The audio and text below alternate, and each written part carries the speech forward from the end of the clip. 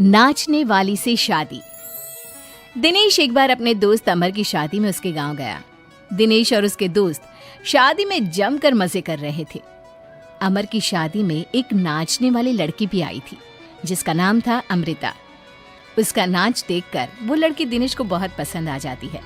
जब वो लड़की शादी में डांस करके वहां से जाने लगती है तो दिनेश उसके पास जाता है।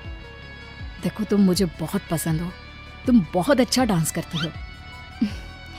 जी शुक्रिया, डांस की बात तो सही है, लेकिन आप मुझे पसंद करते हैं ये बात समझ में नहीं आई। इसमें समझना कैसा? मैं तुमसे शादी करना चाहता हूँ।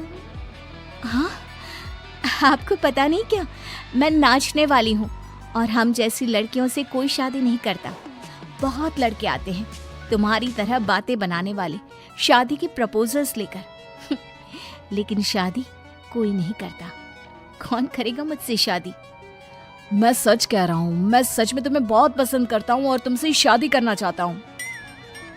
मुझे तुम्हारी बात पर बिल्कुल भरोसा नहीं। अगर तुम सच में मुझसे शादी करना चाहते हो तो अपने माँ बाप को साथ में लेकर आना।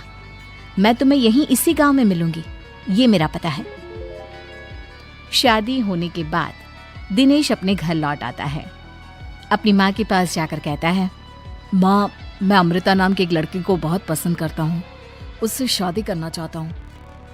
अरे बेटा, लेकिन ये अमृता है कौन? किसकी बेटी है?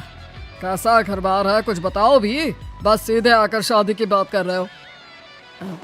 वो क्या है ना, वो लड़की एक नाचने वाली लड़की है। मेरे दोस्त अमर की शादी में मैंने उसे नाचते हुए देखा था। क्या? नाचने वाली लड़की? नहीं नहीं नहीं, नाचने वाली लड़की को हम अपने घर की बहू नहीं बना सकते। लेकिन माँ, मैंने उससे वादा किया है, मैं उसी से शादी करूंगा। वादा करने से पहले अपने माँ बाप से पूछना जरूरी नहीं समझा? किसी भी नाचने वाली को ऐसे शादी का वादा करके चले आए। लेकिन पापा, एक बार आप उससे मिल तो लीजिए, क्या पता आपको भी वो पसंद आ जाए। दिनेश के माँ और पापा दिनेश और अमृता की शादी के लिए तैयार नहीं होते। एक दिन दिनेश के मम्मी पापा अपने गांव से बाहर कहीं जा रहे होते हैं।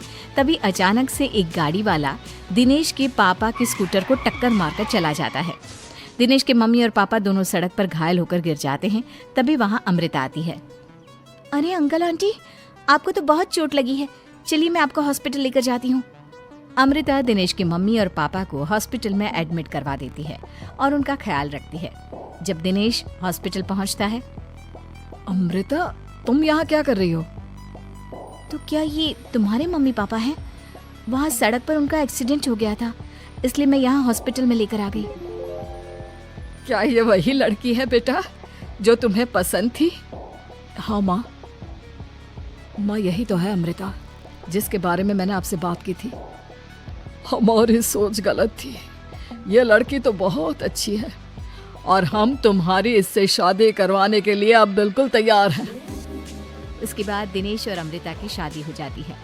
अमृता एक नाचने वाली थी और इसलिए वो किसी भी तरह की आवाज पर नाचना शुरू कर देती। एक दिन जब वो किचन में खाना बनाते वक्त झूम झूम कर नाच रही थी। अरे बहू, तुम यहाँ किचन में खड़ी होकर डांस क्यों कर रही हो? यहाँ कौन सा गाना बज रहा है? मम्मी जी, वो कुकर की सीटी का म्यूजिक है ना, बस उसी पर डांस कर रही थी।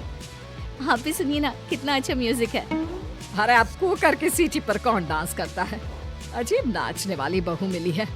माना दिल की अच्छी है, लेकिन कुकर की सीटी पर भी नाचती है। भगवान भला करे। कुछ दिनों बाद दिनेश के पड़ोस वाले घर में कंस्ट्रक्शन का काम चल रहा था और सारा दिन मजदूरों के हथौड़े चलाने की आवाज आती रहती। उस आवाज की वजह से अमृता घर का सारा काम छोड़कर डांस करती रहती।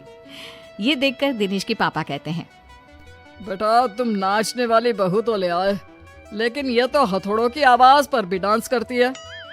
और बेटा, अपने घर का काम बिल्कुल छोड़ दिया है, सारा दिन बस मजदूरों के औजारों की आवाज पर डांस करती रहती है। कल मैंने एक गिलास पानी मांगा था तो मुझसे कहती है, पापा बाद में देती हूँ, अभी तो डांस कर रही हूँ मैं, डिस्टर्ब मत करो। माँ, पापा, आपकी बात सही है। अमृता के ऊपर तो डांस करने का नशा कुछ ज्यादा ही सवार हो गया है। लगता है इसके पुराने काम का भूत इसके सिर में फिर से घुस गया है। अरे लेकिन बेटा, हम क्या करें? अब ये पूरा दिन इसी तरह नाचती रहेगी तो कुछ अजीब नहीं लगेगा? एक दिन दिनेश और उसका परिवार जंगल में पिकनिक मनाने जाने का प्लान करता है। दिनेश, उसकी पत्नी अमृता और माँ बाप चारों मिलकर जंगल में पिकनिक मनाने पहुंच जाते हैं। लेकिन तभी वहां पर जंगल के लोग उन्हें घेर लेते हैं। अरे क्या मुसीबत है ये? कौन है ये लोग? ये तो हमें जिंदा जलाकर खा जाएंगे। अब हमें कौन बचाएगा? सही कहती हूँ माँ, ये तो जंगली लोग हैं, ये हमें जिंदा नहीं छोड़ने वाले। अरे डरने से बेहतर होगा कि हम अपने आप को बचाने का कोई उपाय सोचें। तुम्हारा क्या है, तुम तो नाचने लग जाओगी। तुम्हारा दिमाग भी काम करता है और तुम्हारे तो पैर भी काम करते हैं। अरे माँ, ये लड़ने का वक्त नहीं है, हमें कुछ सोचना पड़ेगा। अब सोचने से कुछ नहीं होने वाला, ये जंगल के लोग हमें पका कर खा जाएंगे। वो जंगली लोग दिनेश और उसके परिवार के हाथ पैर बांधकर उन्हें मारने की तैयारी करने लगते हैं। लेकिन उससे पहले वो आग जलाकर जोर शोर से नाचते हैं। उन्हें नाचता देखकर अमृता के अंदर की नर्तकी भी बाहर आ जाती है और वो पेड़ से बंधे बंधे ही जोर जोर से अपने पैरों से ठुमके लगाने लगती है। तभी एक जंगली बोल पड़ता है, लड़की, तुम यहाँ पेड़ से बंधे बंधे क्यों नाच रही हो? क्योंकि मुझे तुम जंगलियों से ज्यादा अच्छा डांस करना आता है। अरे जाओ जाओ, हम जितनी तेज डांस करते हैं उतना तो तुम कर ही नहीं सकती। लगा लो शर्त। अच्छा ठीक है, लगी शर्त। अगर तुमने हमसे ज्यादा अच्छा और तेज डांस किया तो हम तुम्हारे परिवार को जिंदा छोड़ देंगे। और अगर तुम हार गई तो हम तुम सबको जिंदा जलाकर खा जाएंगे। अच्छा ठीक है, मुझे तुम्हारी शर्त मंजूर है। अब बजाओ तुम्हारा जंगली ढोल, देखते हैं कौन कितना डांस करता है। वो जंगली लोग जोर जोर से ढोल बजाकर नाचना शुरू कर देते हैं।